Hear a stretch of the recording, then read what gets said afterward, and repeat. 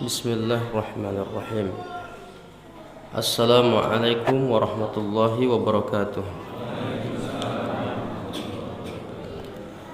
Alhamdulillah wassalatu wassalamu ala Rasulillah. Wala hawla wala quwwata illa billah. Asyhadu an la ilaha illallah wahdahu la syarika lah. Wa asyhadu anna Muhammadan abduhu wa rasuluhu la nabiyya ba'dah. Kaum muslimin muslimat jamaah subuh Masjid Baitul Ma'mur yang dimuliakan Allah Subhanahu wa taala. Kita bersyukur mengawali majelis ilmu pada subuh kali ini dengan bertahmid memuji Allah taala, mengucapkan alhamdulillahirabbil alamin. Dengan izin Allah taala pada subuh kali ini kita dapat bersama-sama melaksanakan kegiatan rutin setiap subuh Ahad. Mudah-mudahan pertemuan kita ini membawa keberkahan bagi umur dan rezeki kita insyaallah. Amin ya rabbal alamin. Allahumma salli ala sayyidina Muhammad wa ala ali sayyidina Muhammad. Assalamu alayka ayyuhan nabiyyu wa rahmatullah. Jamaah yang dimuliakan Allah Ta'ala, di bulan Rabiul Awal ini yang paling sering dipersoalkan adalah hal-hal terkait tentang Maulid Nabi Muhammad sallallahu alaihi wasallam. Ada perbedaan sudut pandang antara mereka yang tidak membolehkan Maulid Nabi, karena sudut pandang yang menolak Maulid Nabi ini menganggap tak pernah dibuat Nabi. Alasannya tak pernah dibuat Nabi. Sementara sudut pandang orang yang membolehkan Maulid Nabi itu takzim kita kepada Nabi. Dan itu ada dalilnya. Yang satu mengatakan tak ada dalil, satu lagi mengatakan ada dalilnya. Nah, ini kita, apa alasan yang menolak Maulid Nabi atau tidak membolehkan Maulid Nabi? Di antara alasannya karena yang pertama sekali membuat Maulid Nabi itu dianggap oleh mereka sebagai diawali oleh orang-orang Syiah. Jadi orang yang menolak Maulid Nabi itu karena udah alergi dulu dengan Syiah, walaupun itu tidak tepat, tapi itu dipopulerkan karena memang orang-orang Sunni menolak Syiah. Nah, supaya orang-orang Islam ini tak buat Maulid Nabi, diprovokasi dah.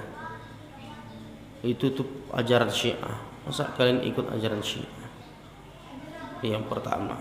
Yang kedua, otomatis saja karena tak pernah dibuat Nabi, berarti perbuatan itu pakai kaidah yang sudah dibatasi. Di antara kaidah yang dipakai oleh yang menolak Maulid Nabi ini, kalaulah itu sesuatu yang baik pasti Nabi dah buat. Nah, di situ tuh dikunci lah. Jadi umat ini langsung, oh iya ya, berarti salah lah kita selama ini. Karena dikunci, dibuat Nabi atau tidak. Karena dibatasinya sunnah itu hanya pada perbuatan. Padahal sunnah Nabi itu bisa perbuatan, bisa ucapan, bisa persetujuan. Banyak juga amalan-amalan dalam Islam ini tidak dibuat Nabi, tapi Nabi setuju. Kenapa setuju? Ada dalil-dalil umumnya. Itu dalil-dalil umum itu menunjuk persetujuan. Takrir namanya. Kalau tidak pernah dibuat Nabi, berarti kaitannya muhdas. Nah, iyyakum wa muhdatsatuha fa inna kulla muhdatsatin bid'ah. Wa kullu bid'atin dhalalah. Dalam riwayat Muslim, wa kullu dhalalatin finnar. Itu sudah jadi metodologi atau sudut pandang yang pakem sudah. Jadi istilah baru yang tak pernah dibuat itu, asal dibuat langsung masuk wilayah bid'ah. Tapi baik, kita akan kaji lebih dalam ini. Yang ketiganya, tidak ada dalil. Sebetulnya kalimat dalil ini perlu diluruskan. Biasanya orang yang mengatakan tidak ada dalil ini, ketika ditanya dalil itu apa, nah itu tak tahu dia. Jadi nyebut tak ada dalil, tapi dalil tak tahu. Maka pada subuh ini kita akan bahas 3 poin ini. Apa benar bahwa Maulid Nabi itu diawali dari Syiah? Tidak benar.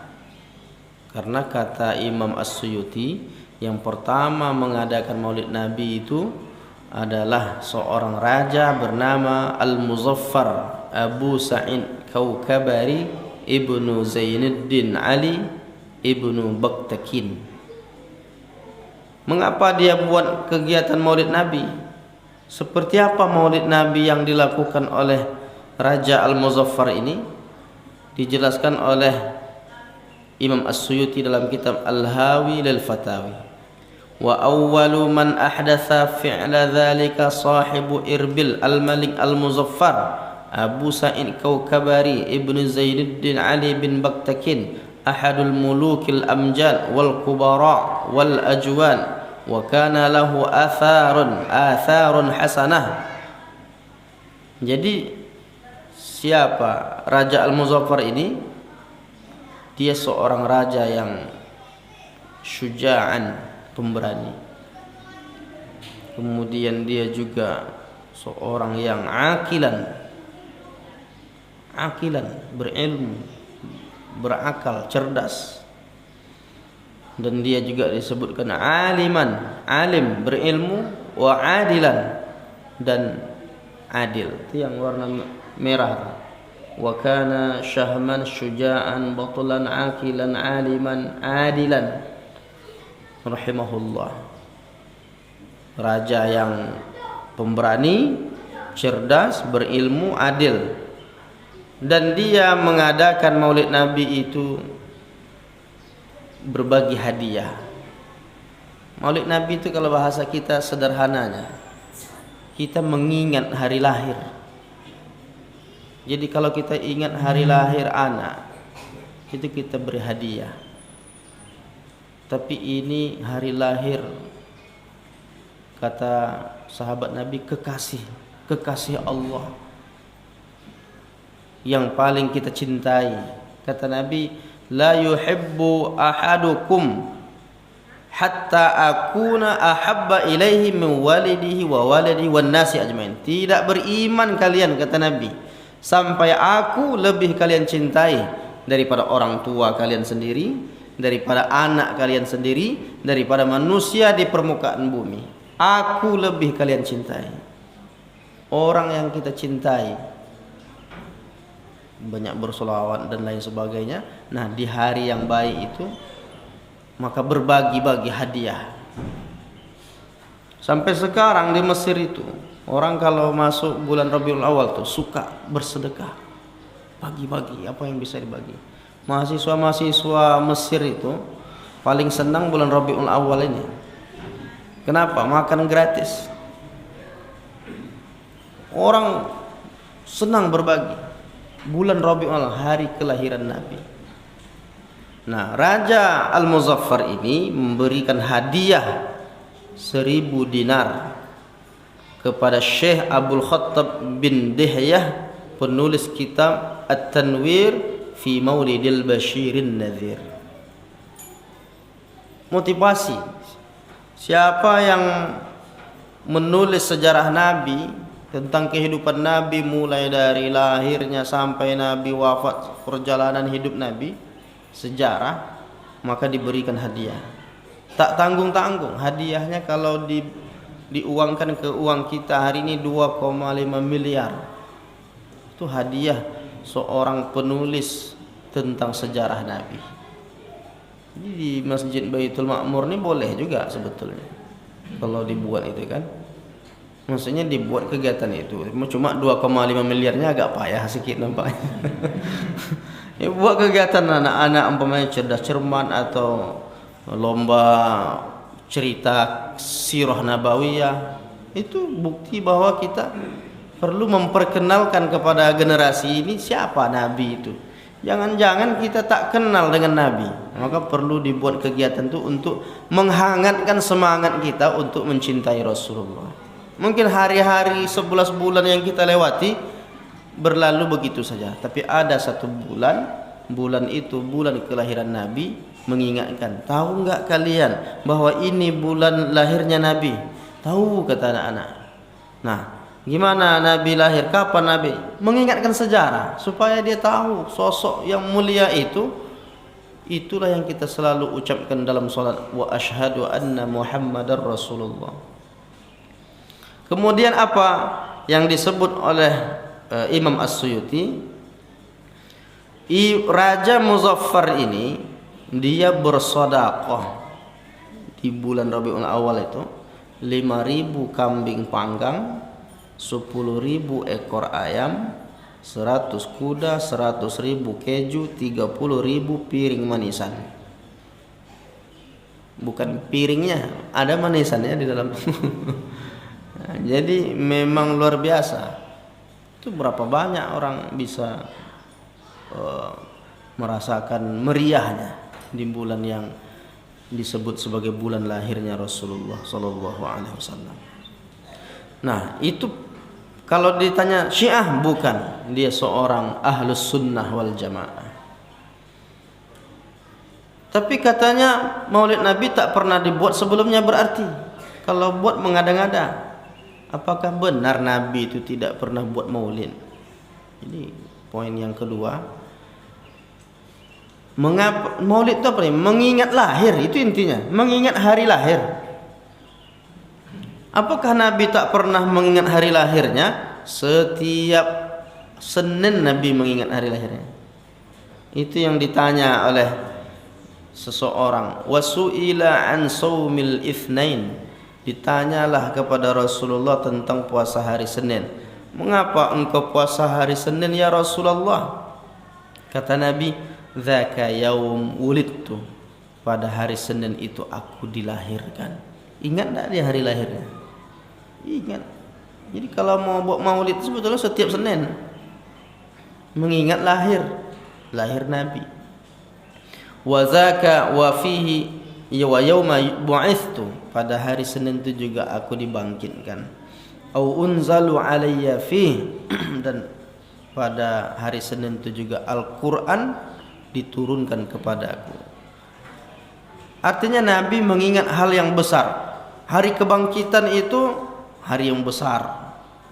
Hari diturunkan Quran, hari yang agung. Hari lahir Nabi itu juga hari yang besar. Maka Nabi memperingati hari besar itu dengan ibadah. Bentuk ibadahnya apa? Di antaranya berpuasa. Tapi tak semua orang bisa berpuasa. Tak semua orang mau puasa Senin. Masyarakat yang banyak manusia ini, kaum umat Muhammad ini, tak semuanya puasa hari Senin. Maka diingatkanlah di bulan Rabiul Awal itu bulan lahirnya, diingatkan dengan amal-amal soleh, di antaranya mengingatkan tentang sejarah. Jadi itu di antara dalilnya mengapa ulama-ulama kita menganjurkan maulid Nabi. Kemudian yang mengatakan tak ada dalil, itu perlu diluruskan. Dalil tentang maulid Nabi itu tidak tegas di dalam teks. Kalaupun ada tadi wulid itu kan masih bisa ditolak oleh mereka yang menolak maulid Nabi. Tapi dalil umum itu menunjukkan bolehnya. Mana dalil umumnya? A'udzu billahi minasyaitonir rajim. Wa dzakkirhum bi ayyamillah. Ingatkan mereka pada hari-hari Allah. Ingatkan mereka, umat Islam ini, ingatkan kepada mereka Apa yang perlu diingatkan? Tentang hari-hari Allah. Hari-hari Allah itu apa? Enggak, apakah hari Senin hari Allah, hari Selasa hari malaikat, hari Rabu hari Nabi, siapa lagi? Hari biasa. Yang dimaksud hari-hari Allah dirincikan oleh Nabi, disebutkan dalam kitab Syu'abul Iman Imam Al-Baihaqi, diriwayatkan dari Ubay bin Ka'ab. Kata Nabi, yang menafsirkan ayyamillah ini Nabi. Kata Nabi, nikmat Allah itu, hari-hari Allah itu nikmat dan karunia Allah.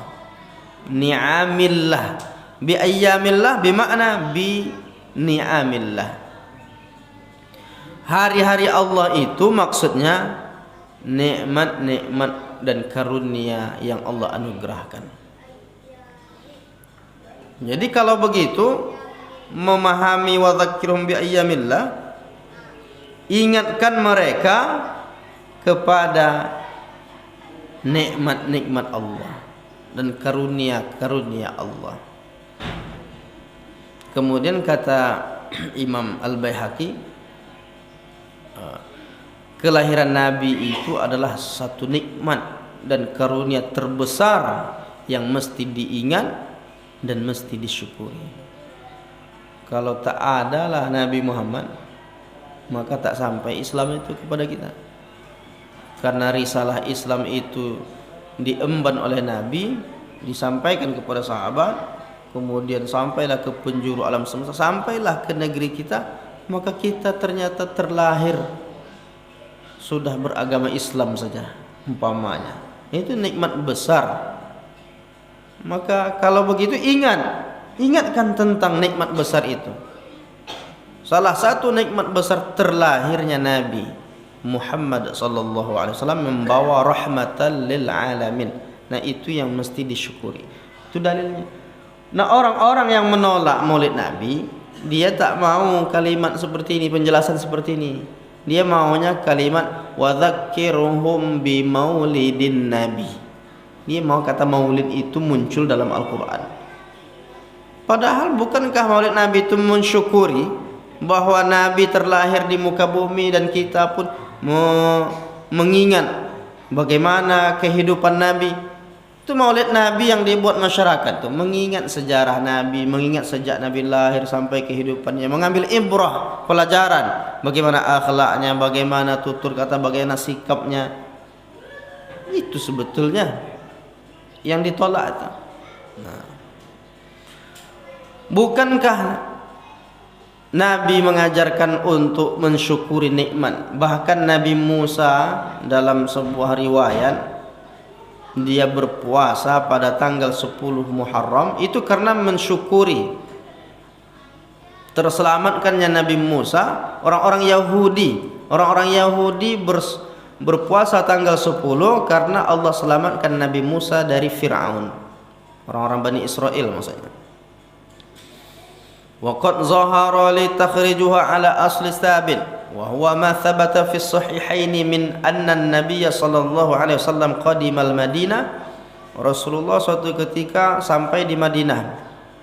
Setelah di Madinah, Nabi fawajadal yahud, mendapati orang Yahudi yasumuna yauma Asyura. Ternyata orang Yahudi ini puasa tanggal 10 Muharram. Fasa'alahum, lalu Nabi bertanya kepada mereka, faqalu, maksudnya bertanya, kenapa kalian puasa pada hari ini tanggal 10 Muharram?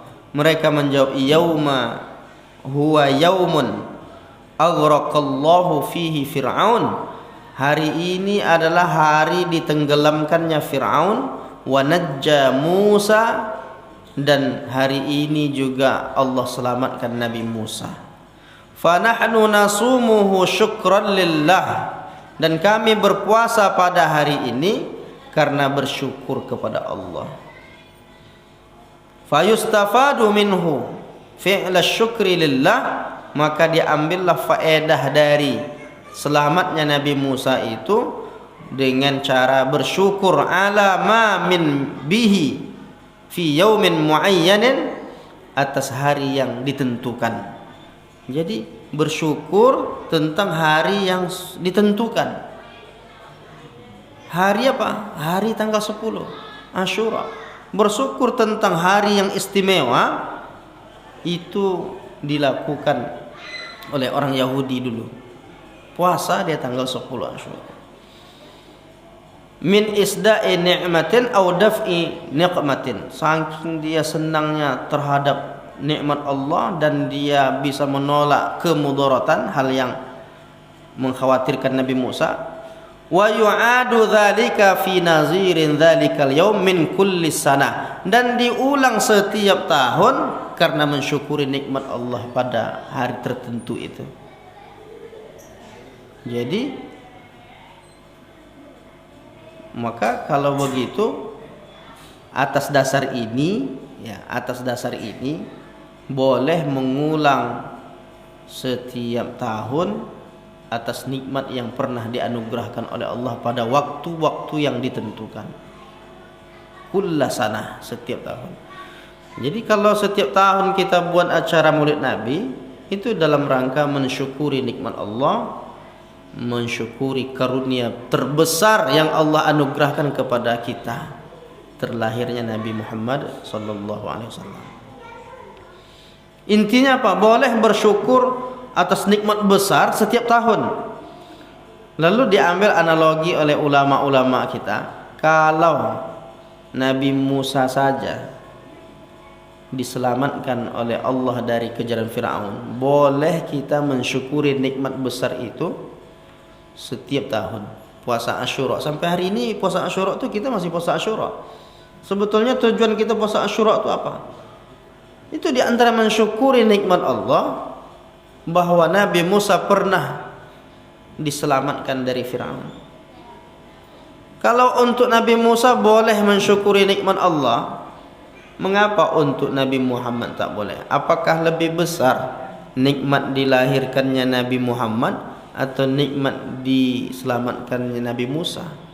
Kalau orang Islam, umat Nabi Muhammad, bahkan seluruh nabi-nabi itu nanti dipimpin oleh Nabi Muhammad di hari akhirat nanti. Itulah lebih besar karunia dilahirkannya Nabi Muhammad sallallahu alaihi wasallam. Itu dalil pertamanya. Kedua ya. Dalil pertama ini, dalil kedua tentang hadis tentang Nabi bertanya kepada Yahudi. Yang ketiga, hadis dalam kitab Imam Al-Bukhari. Kemudian dalam kitab Al-Bidayah wan Nihayah, ketika Suwaibah menyampaikan berita lahirnya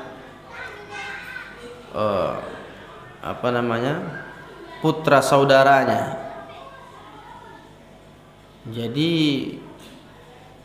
Abu Lahab ini membebaskan budak karena dia senang dengan lahirnya Nabi Muhammad. Jadi karena Abu Lahab yang sudah jelas itu disebutkan dalam ini Imam As-Suyuti, idza kana hadza kafiran jaa zammuhu, jika seorang Abu Lahab yang sudah jelas statusnya kafir, wa tabbat yadahu fil jahimi mukhlida, dikecam dia dalam api neraka, celaka. Kan disebutkan dalam Al-Quran, tabbat yada abi lahabin wa tab, kan dalam Quran. Sementara diriwayatkan setiap hari Senin, ata annahu fi yaumil isnaini daiman yukhaffafu anhu lis-sururi bi ahmada, setiap hari Senin azabnya diringankan karena senang dengan kelahiran Nabi Muhammad. Bagaimana famazannu bil abdil ladzi tula umrihi, bagaimana hamba Allah yang sepanjang umurnya dia senang dengan kelahiran Nabi Muhammad dan matinya muwahhidah, matinya dalam keadaan bertauhid kepada Allah Ta'ala. Tentulah ini lebih besar lagi keutamaannya daripada Abu Lahab. Lebih besar mana keutamaan orang Islam dengan Abu Lahab yang bukan Islam? Oh, tentu tak bisa dibandingkan sebetulnya. Orang hitam dengan putih, maksudnya itu jelas. Hitam putihnya maksudnya yang ini muslim, yang ini musyrik. Tapi orang musyrik ini ternyata dia dapat keringanan azab karena pernah dia dulu senang dengan kelahiran Nabi Muhammad. Itu yang menyebabkan azabnya ringan. Sehingga ulama-ulama yang meskipun ketat dalam beberapa hal, ternyata mereka masih membolehkan maulid Nabi, seperti Syekh Ibnu Taimiyah. Syekh Ibnu Taimiyah itu apalagi pendapat-pendapatnya itu banyak sekali yang mungkin kalau kita lihat dari amalan kita itu ditolak. Tapi untuk bab seperti ini, mencintai Nabi, menghadiri kegiatan seperti maulid Nabi, Syekh Ibnu Taimiyah malah membolehkan. Fata'zimul maulid, mengagungkan hari lahirnya Nabi, wattikhadhuhu mausiman, dijadikan sebagai musim perayaan. Qad yaf'aluhu ba'dun nas, memang dilakukan oleh sebahagian orang. Wa yakunu lahu fihi ajrun azim, dan orang yang melakukan itu mendapat pahala, balasan pahala yang besar. Kenapa dapat pahala? Li husni qasdihi, karena baiknya niatnya, wa ta'zimihi, dan ta'zimnya dia kepada Rasulullah sallallahu alaihi wasallam. Jadi kalau Syekh Ibnu Taimiyah aja membolehkan maulid Nabi, tapi banyak yang mengikut Syekh Ibnu Taimiyah ini menolak maulid Nabi. Jadi jenderalnya membolehkan, yang kopral-kopralnya tidak bolehkan. Jadi orang-orang yang diikutinya membolehkan, malah yang yang di bawah-bawah itu malah menolak. Nah, kalau kita Syekh Ibnu Taimiyah sudah, tapi kalau ulama-ulama Mesir seperti Syekh Atiyah Saqar itu udah jelas. Kata dia, pendapat saya katanya, boleh memperingati maulid Nabi, karena pemuda saat ini nyaris melupakan agama dan keagungannya. Ketika orang berkumpul, dan bisa jadi perayaan-perayaan yang di luar tidak ada hubungan dengan Islam, itu hampir mengalahkan hari-hari besar Islam. Maka kata dia, tujuan maulid Nabi itu apa? Memperdalam sejarah Nabi. Nah, jadi itulah diantaranya. Di tempat kita maulid Nabi itu seperti apa? Ya, ceramah menjelaskan tentang sejarah Nabi. Yang menariknya, sebetulnya yang menolak itu dia alergi aja dengan istilah maulid itu. Karena kalaupun bulan Rabiul Awal ada juga kajian sirah Nabi, hadiri daurah sirah Nabi. Itu apa namanya itu? Maulid lah itu kalau kita namanya itu. Cuma tak mau menyebut maulid, ganti sirah. Udahlah, ganti aja lah nanti istilah maulid itu dengan sirah, supaya tidak dianggap bid'ah gitu kan. Jadi hanya penamaan, orang udah alergi. Padahal intinya juga mengkaji sirah. Coba ustaz-ustaz yang ceramah-ceramah maulid Nabi itu bicara tentang apa? Pada umumnya bicara tentang kapan lahir Nabi, apa hikmahnya yang kita ambil, bagaimana keagungannya, bagaimana budi pekertinya. Itu yang mau ditiru. Orang dah mau berkumpul, tapi tidak dimanfaatkan untuk berdakwah mengikuti baginda Rasulullah dalam akhlaknya, perilakunya. Itu mengambil hikmah-hikmah, momentum di hari-hari besar seperti itu. Membuat peninggalan yang dapat mengabadikan peringatan maulid, membangun masjid, lembaga pendidikan, amal baik, mengaitkan antara orang yang melihatnya dengan Rasulullah dan sejarah hidupnya. Itulah inti maulid Nabi. Ini Syekh Atiyah Saqar. Kemudian ada lagi Syekh Sayyid Muhammad Alawi Al-Maliki. Apa tujuan maulid Nabi itu? Kata Syekh Sayyid Muhammad Alawi Al-Maliki, perkumpulan maulid itu sarana untuk mengajak orang kepada Allah. Kesempatan emas yang semestinya tidak boleh dilewatkan. Dai-dai, ulama mesti mengingatkan umat ini tentang Nabi, tentang akhlaknya, adab sopan santunnya, keadaannya, ahwalnya, sejarah hidupnya, muamalah, ibadahnya, memberikan nasihat kepada umat Islam menunjukkan jalan kebaikan, kemenangan, memperingatkan umat akan musibah, bid'ah, kejelekan dan fitnah. Bid'ah itu memang perlu diingatkan, tapi yang betul-betul bid'ah. Jangan menuduh bid'ah itu. Itu masalahnya. Kalau bid'ah sebut bid'ah. Tapi kalau Maulid Nabi disebut bid'ah, enggak tepat. Nah, itu begitu ulama-ulama memahami tentang permasalahan Maulid Nabi ini. Itu barangkali kajian kita tentang fenomena yang terjadi setiap tahun. Walaupun ini pernah juga saya sampaikan, tapi paling tidak ini mengingatkan kita jangan terikut-ikut, disalahkan orang. Iya ya, oh iyalah berarti salah lah.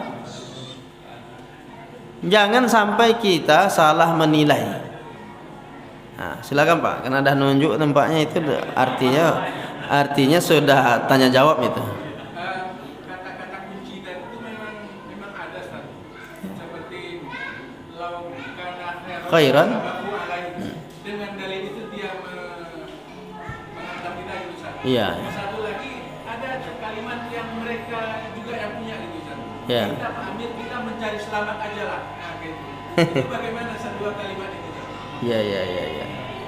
Bentar ya. Saya mau menunjukkan tapi tak keluar dia. Itu pernyataan Al-Qur'an yang dipelesetkan. Lau kana khairan, kalau dalam Al-Qur'an itu la sabaquna ilaihi. Kalau itu ma sabaquna ilaihi. Kalaulah Quran itu benar-benar wahyu dari Allah, kalaulah benar Quran itu, pastilah sejak dulu orang sudah ngikutnya. Ini engkau baru buat kalimat-kalimat ini ya Muhammad. Kalau benar sejak dulu lagi orang, pastilah orang-orang dulu sudah meyakini Al-Quran itu.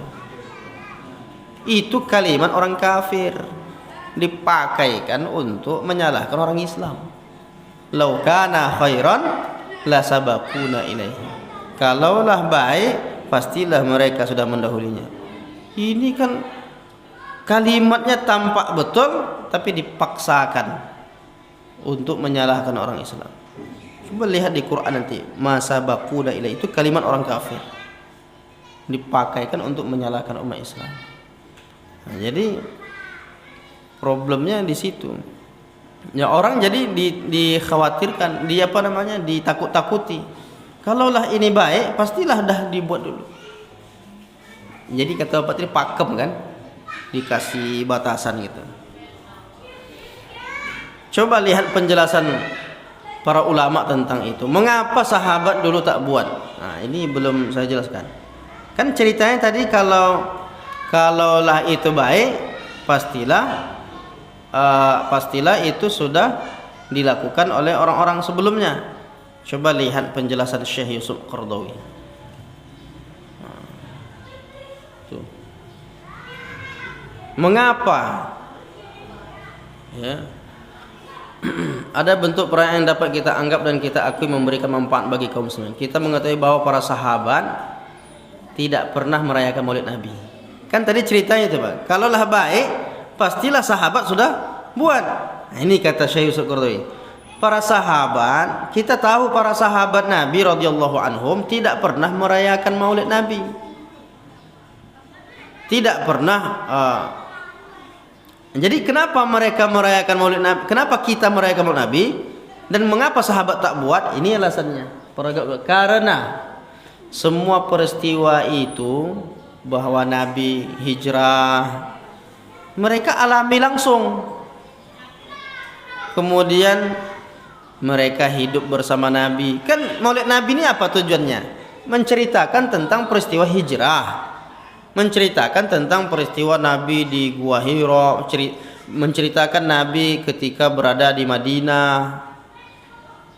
Kemudian, terima kasih Pak. Soalnya terima kasih. Mereka hidup bersama Nabi, Nabi hidup di hati mereka. Oh, sahabat jiwanya bergelora, Nabi di hadapannya. Orang berlomba-lomba mengambilkan air, ya Rasulullah, biarlah aku yang menuangkan air untuk wudukmu ya Rasulullah. berlomba. Mereka hidup langsung nampak sosok mulia itu. Kita tak nampak. Gimana lah cara menjelaskan bahwa Nabi itu sosok mulia? Susah untuk menjelaskan sampai seperti yang dialami oleh sahabat. Jadi sahabat tak perlu mengadakan maulid Nabi. Setiap hari maulid Nabi. Setiap hari mengingat Nabi. Tujuan maulid Nabi apa? Mengingat Nabi. Mereka jumpa Nabi. Untuk apa? Buat maulid. Nah, jadi memang orang ini tak paham. Kalaulah ini baik, tentulah sahabat buat. Dia tak paham bahwa sahabat itu dah jumpa Nabi. Untuk apa? Buat maulid. Maulid itu untuk mengingat Nabi. Tapi sirah tu ingat Nabi kok boleh. Kami tidak maulid, kami sirah. Sami mawon, Pak. Nah, jadi itu istilahnya. Kemudian apa katanya? Kami, kata Sa'ad bin Abi Waqqas berkata, kami bercerita kepada anak-anak kami tentang peperangan Rasulullah. Anak-anak sahabat ini kan tabi'in. Tabi'in tak buat juga, tapi kami ceritakan kepada mereka. Ceritakan kepada anak-anak umat Islam ini, anak-anak sahabat ini, disinilah Rasulullah patah giginya. Dihafal-hafalkan kisah-kisah itu. Disinilah Nabi ketika perang Badar, Uhud di sini, Khandaq di sini, Khaybar. Mereka menceritakan kepada anak-anak mereka tentang berbagai peristiwa dalam kehidupan Rasulullah. Oleh karena itu, tidak perlu diingatkan lagi tentang peristiwa tersebut. Nah, anak kita gimana? Mau ke sana aja Covid, mau umroh payah. Gimana mau menceritakan tentang menunjukkan tempat-tempatnya? Maka dibuat itu untuk mengingatkan, menceritakan aja. Mumpung mengingatkan, ini hari lahir Nabi nih sekarang nih, bulan Rabiul Awal. Kadang-kadang orang tak ingat juga kalau hari-hari lain. Maka sebetulnya bagusnya setiap hari kita ceritakan. Tapi momentum orang mau berkumpul, di situ waktu diceritakan. Jadi Syekh Yusuf Qaradawi menganggap perayaan Maulid Nabi itu tujuannya untuk mengingatkan sejarah tentang Nabi. Sekarang boleh tidak mengingatkan sejarah tentang kehidupan Nabi? Ya. Intinya itu Maulid Nabi itu mengingatkan tentang peristiwa, akhlak, adab, sopan santunnya, mengingat tentang kehidupan Rasulullah. Intinya itu. Dan di mana letak salahnya? Jadi tidak relevan lagi kalimat kalaulah ini baik, tentulah mereka sahabat dah melakukannya. Sahabat tak perlu melakukannya karena mereka langsung jumpa dengan Nabi. Definisi sahabat itu man laqiyan Nabi, siapa orang yang bertemu dengan Nabi, wa amana bihi, beriman kepada Nabi, wa mata 'alal Islam, wafat dalam keadaan beragama Islam. Jumpa dia dengan Nabi. Andailah orang-orang yang membid'ahkan itu ada dia di sini, terus kita buat acara Maulid Nabi, tiba-tiba datang Nabi, umpamanya dia berdebat gitu, ini bid'ah ini, kira-kira apalah yang terjadi waktu itu. Makanya lahir syair-syair keindahan itu apa? Itu orang sudah bagaimana cara mengekspresikan kecintaan kepada Nabi itu. Lau kana bainana al-habib, itu kan kecintaan tuh. Andaikan engkau ada di sini ya Rasulullah, menangis hati itu. Orang kalau paham dia cinta Nabi, tak berani dia bid'ah-bid'ahkan itu. Oh, cinta Nabi kok dilarang. Nah, itu tentang mencintai Rasulullah sallallahu alaihi wasallam. Nah, gitu Pak ya. Silakan Pak, mau nanya sesuatu tadi? Ada yang ditanya lagi?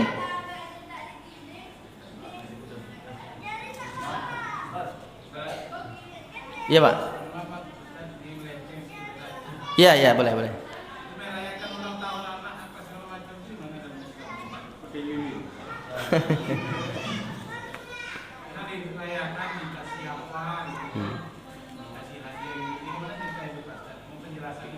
Iya.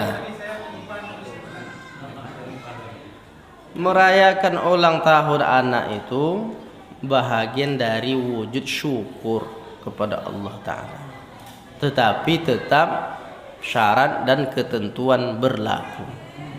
Nah, itu bersyukur. Gimana mensyukuri hari lahir itu? Oh nak, ini umurmu sudah 18 tahun. Nah, kau udah mulai dewasa, atau umur kau udah 7 tahun. Nah, 7 tahun nih engkau diingatkan sholat.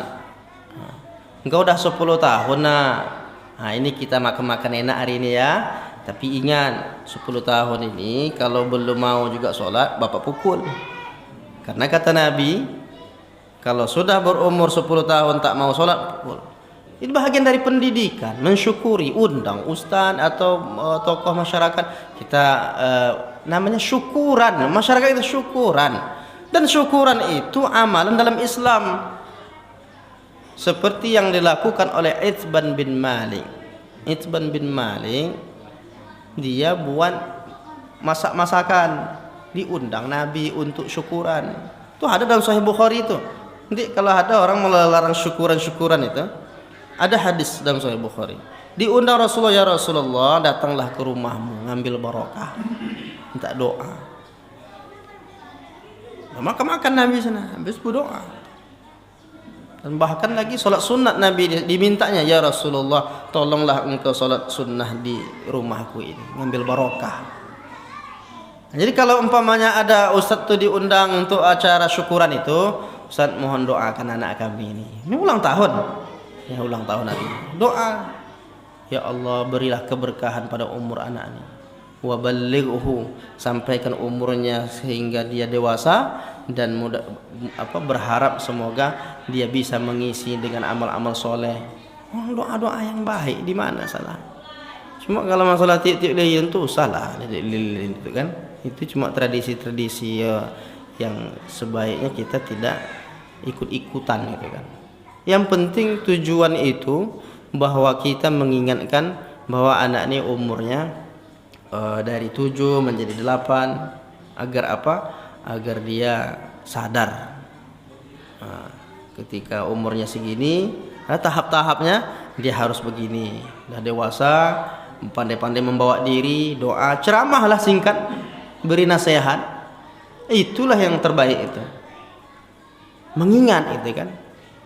Mengingatkan tentang kebaikan. Ini tidak salah.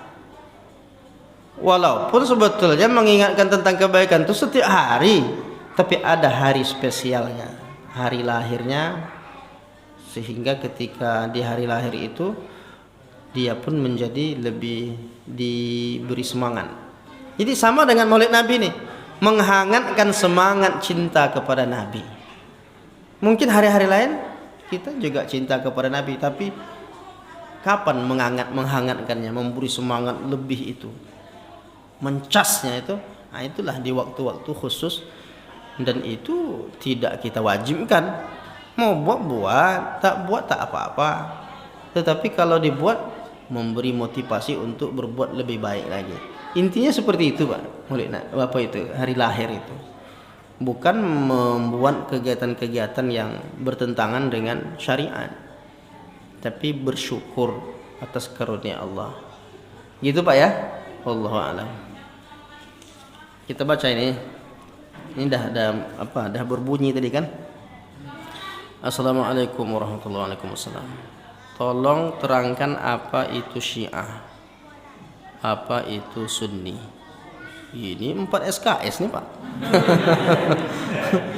Panjang cerita Syiah nih. 1 semester ini kan. Jadi Syiah ini ajaran yang menyimpang. Jadi kalau kita masukkan ke dalam kategori Syiah Rafidhah atau Syiah yang dikatakan, ada Syiah itu yang selaras dengan Sunni, Syiah Zaidiyah, tapi dia sudah hampir punah, mungkin ada satu-satu lagi. Tapi Syiah yang sedang berkembang itu hari ini Syiah yang menyimpang. Ada kelompok-kelompok lagi dalam Syiah itu sebenarnya. Ada yang paling tinggi itu sampai mengatakan bahwa Allah itu salah. Seharusnya Allah itu menurunkan wahyu bukan kepada Nabi Muhammad. Wahyu itu idealnya kepada Ali.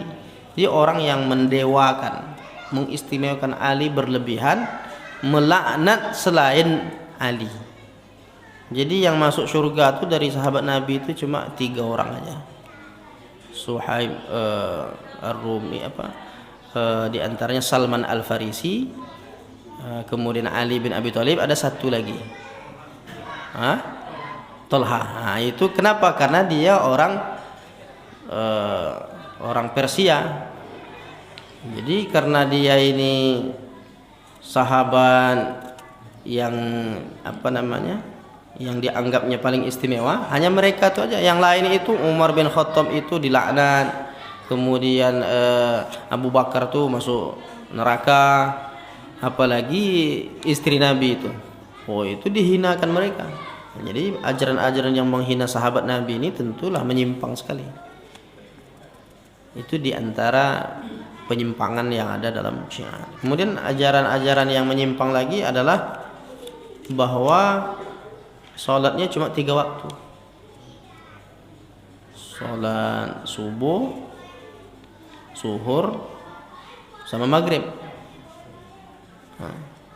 Jadi kalau isya sama asar di jamaknya. Jadi asar tuh tarik aja ke zuhur, kemudian isya tarik ke maghrib. Kenapa? Aqimis sholata liduluki syamsi ila ghasaqil lail wa qur'an al-fajr. Karena dalam Quran cuma 3 waktu katanya alasannya. Kalau kita 5. Kenapa? Karena hadis-hadis menjelaskan. Ayat itu iya, tapi tambah lagi hadis-hadis yang lain. Karena sumber hukum Islam itu Al-Quran dan hadis Nabi. Mereka mengatakan 3 cuma waktunya. Jadi itu tentang Syiah. Kalau Sunni ya umat Islam mayoritas di dunia ini ya Sunni, Ahlus Sunnah wal Jamaah. Kan tidak sampai 4 SKS kan? Cuplikan tadi. Perlukah memperbaiki bacaan imam yang keliru panjang pendeknya? Penjelasan imam dan makmum bulan lalu belum selesai. Ditagih nih kan. Kemudian boleh di lain kesempatan dibahas lagi insyaallah. Rabiul Awal, berarti Rabiul Akhir kita bahas lagi nanti. Penjelasan tentang imam dan makmum. Nah, cuma gimana? Perlu tidak memperbaiki bacaan imam yang keliru panjang pendeknya? Kalau memang kita berada di suatu tempat, imam itu memang banyak salahnya, dan kita pun orang baru di sana, tak diketahui, atau baru singgah di suatu tempat, imamnya banyak panjang pendeknya keliru. Kita luruskan aja, kita perbaiki secara lisan kita pelan aja. Karena kalau banyak betul nanti panjang pendeknya keliru kita perbaiki, tak selesai dia baca. Alhamdulillahirabbil alamin. Alamin itu tak tahu dia maksud kita gimana. Itu kurang panjang A-nya Pak. Habis batal salat kita. Jadi gimana caranya? Perbaiki aja. Itu kalau memang kita berada di suatu tempat yang orang tak tahu kita. Tapi kalau di suatu tempat yang kita tahu ada orang yang afdal, mestinya yang afdal itu yang maju, kecuali dia memang tadi terlambat. Jadi caranya, solusinya diperbaiki aja. Kadang-kadang ini problemnya bisa bermasalah nih. Kalau sampai dia kesalahannya jali merubah makna, itu kan bisa berbahaya. Khususnya pada surah Al-Fatihah. Tapi kalau pada surah-surah itu salat masih bisa tetap dinilai sebagai sholat berjamaah walaupun keliru. Tapi tentulah kita tak mau membiarkan kekeliruan itu terus, maka kita perbaiki saja secara lisan kita dengan perlahan, sir. InsyaAllah ini kelanjutannya nanti kita akan bahas lagi. Assalamualaikum. Siapa pencetus bacaan takhtim? Apakah urutan zikir takhtim itu ada anjurannya seperti al-ma'thuran? Al-ma'thuran itu disusun oleh Syekh Hasan Al-Banna. Dialah yang pencetus Ikhwanul Muslimin di Mesir. Dia punya melihat perpolitikan waktu itu umat Islam ini gimana cara menguatkan jamaahnya. Akhirnya sebetulnya zikir-zikir ma'thuran itu dari hadis-hadis Nabi yang dikumpulkan oleh Syekh Hasan Al-Banna, jadilah rincian. Sama dengan takhtim tahlil yang dibuat di masyarakat kita itu ulama-ulama negeri kita yang menyusun. Dan itu tidak wajib begitu. Cuma kita menghormati ulama itu. Yang jelas isinya bahagian dari zikir-zikir. Sama dengan zikir setelah sholat itu. Siapa yang nyusun? Ya ulama-ulama juga. Apakah ada susunan dari Nabi? Tak ada.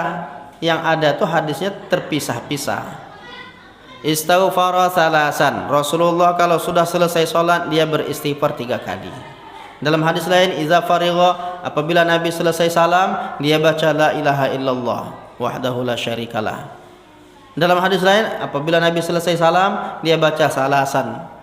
Bahkan Nabi mengatakan, man qara'a salasan wa salasina, man kabbara lillah, siapa bertakbir 33 kali, siapa membaca tasbih 33 kali, itu kan tahmid 33 kali, digenapkan jadi 100, la ilaha illallah wahdahu la syarikalah, diampuni dosanya meskipun sebanyak buih di lautan. Wa in kanat misla zabril bahri.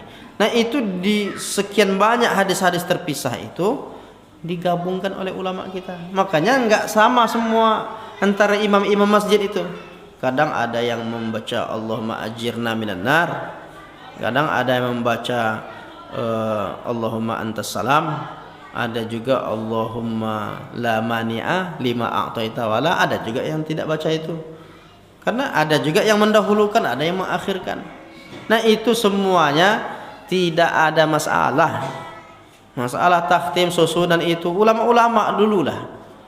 Walaupun mereka kadang yang menulis kitab-kitab itu dia tak menyebut nama. Kalau tuntunan salat lengkap itu menyebut nama Dr. Andos Muhammad Rifai.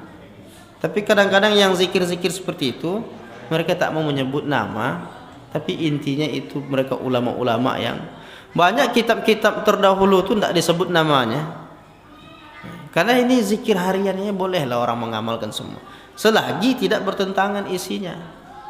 Tapi sebahagian kan ada yang memperbaiki di antara doa yang selalu dibacakan itu, doa-doa yang di dalam kitab itu ada tuh, wa khaddim lana ma'al jinni ma'al iman itu ya.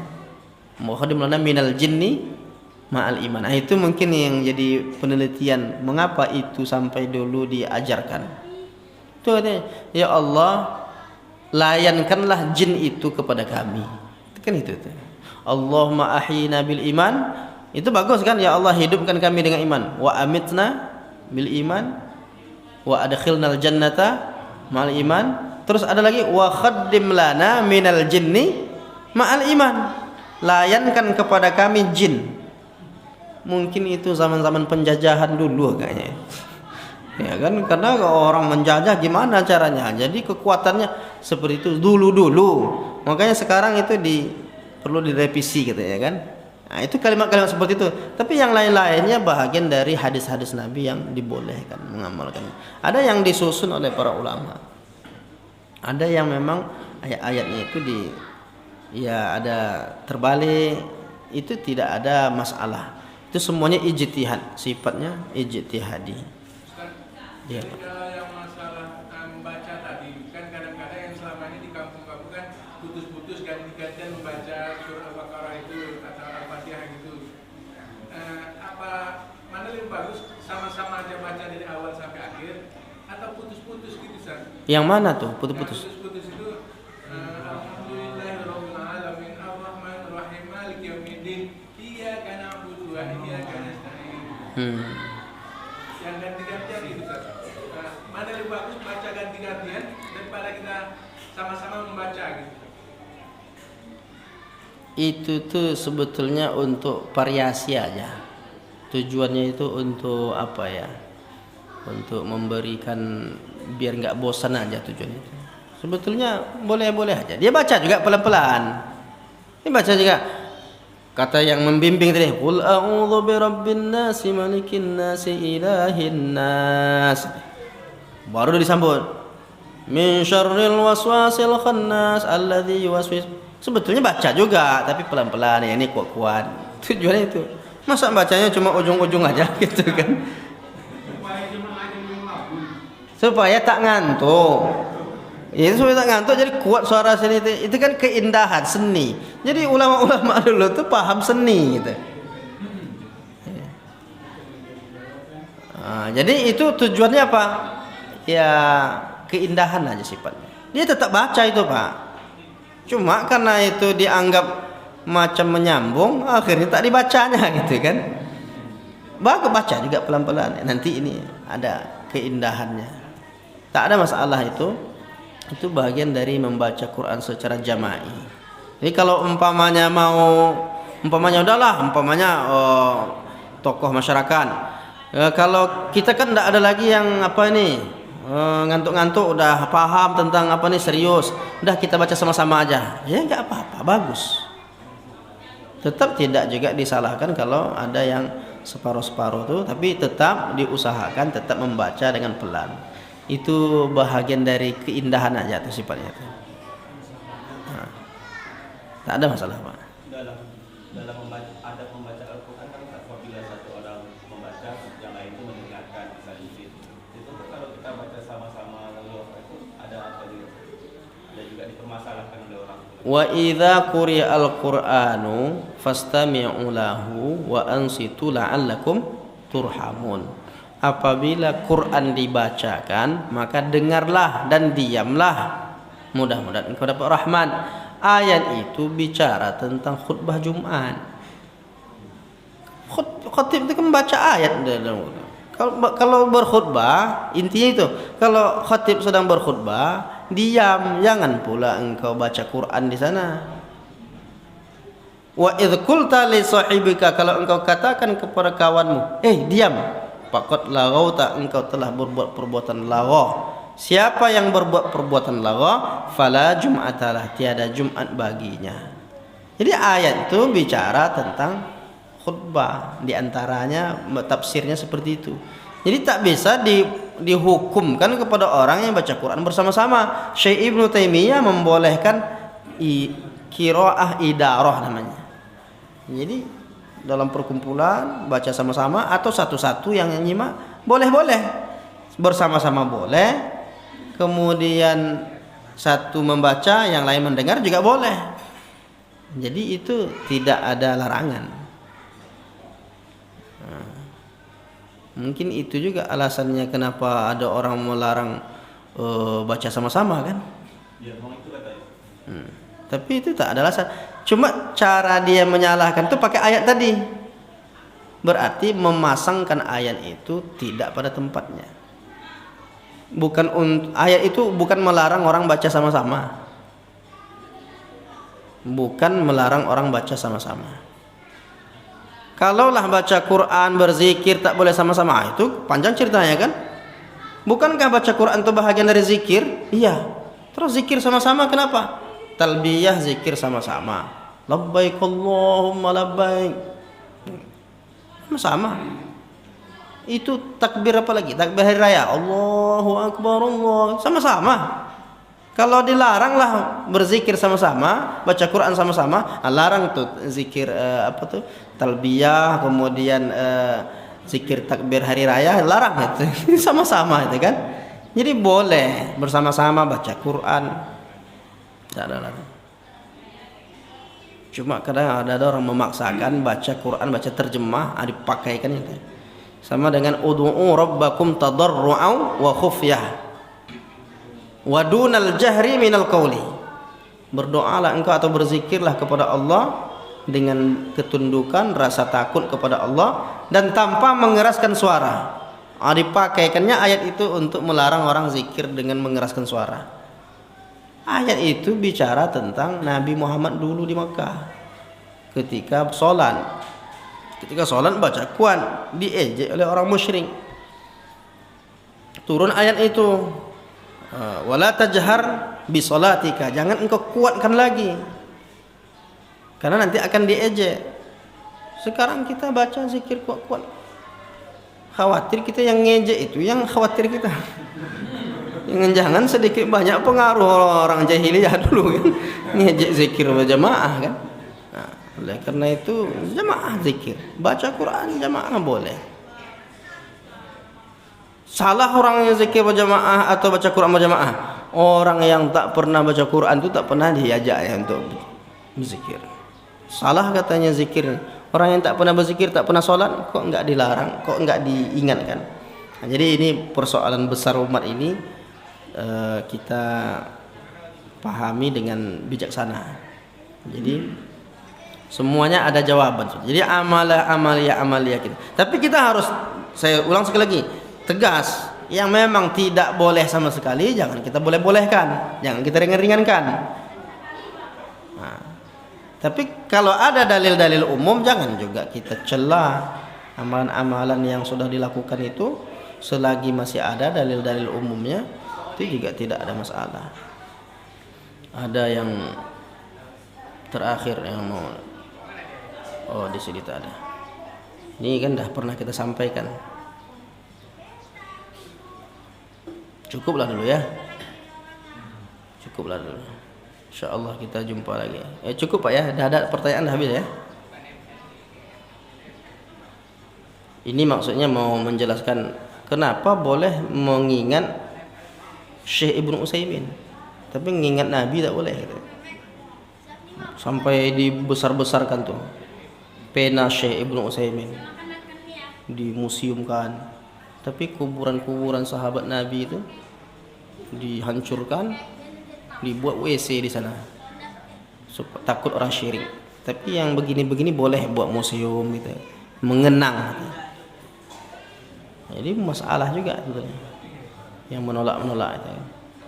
Wallahu a'lam bishawab. Mudah-mudahan Allah senantiasa memberikan kepada kita kekuatan untuk tetap istiqomah dalam kebaikan. Jangan sampai hilang kecintaan kita kepada Nabi. Dan kegiatan-kegiatan seperti ini tujuannya adalah bagaimana menghangatkan semangat kita untuk tetap mencintai Rasulullah dan memperbanyak sholawat kepadanya, insyaallah. Mudah-mudahan kajian kita ini bermanfaat. Mohon maaf atas segala kekurangan. Aqulu qouli hadza astaghfirullah li wa lakum. Subhanakallahumma wa bihamdika asyhadu an la ilaha illa anta astaghfiruka wa atubu ilaik. Wassalamu alaikum warahmatullahi wabarakatuh.